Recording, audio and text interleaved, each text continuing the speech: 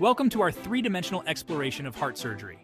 Today, we're diving into the fascinating world of cardiac surgery to understand how doctors repair and restore the heart. Buckle up as we embark on a detailed journey through this life-saving procedure.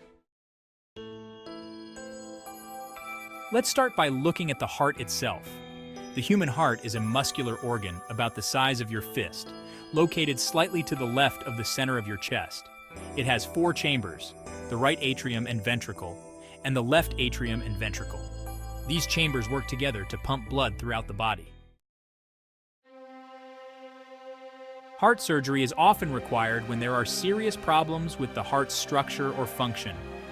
Common conditions that might necessitate surgery include coronary artery disease, or CAD, when the arteries supplying blood to the heart become blocked or narrowed; heart valve disease, when the valves in the heart do not open or close properly; congenital heart defects, which are structural issues present from birth; and aneurysms, which are weak spots in the walls of the heart or blood vessels.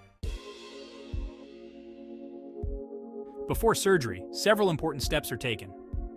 Preoperative testing, which includes blood tests, imaging scans like echocardiograms or MRIs, and electrocardiograms or ECGs to assess heart function. Anesthesia, where the patient will be given general anesthesia to ensure they are unconscious and pain-free during the procedure. Now let's walk through the surgery itself. Here's a step-by-step look. First, the surgeon makes an incision down the center of the chest through the breastbone to access the heart.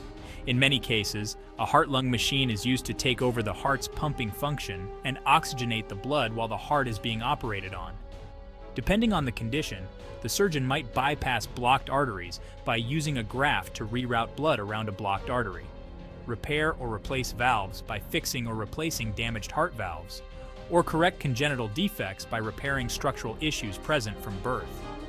Once the repairs are complete, the heart is restarted if needed, the incision is closed, and the patient is moved to recovery.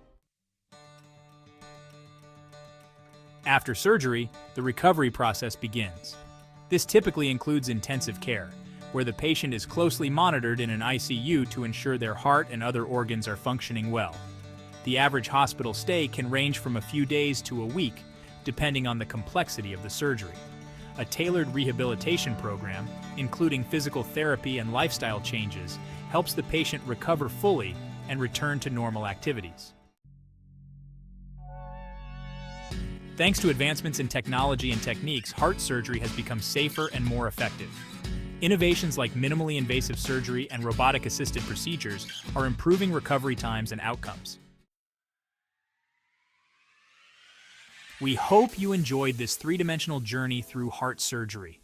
If you found this video informative, don't forget to like, subscribe, and hit the bell icon for more content on medical science and technology. Stay curious, stay informed, and we'll see you in the next video.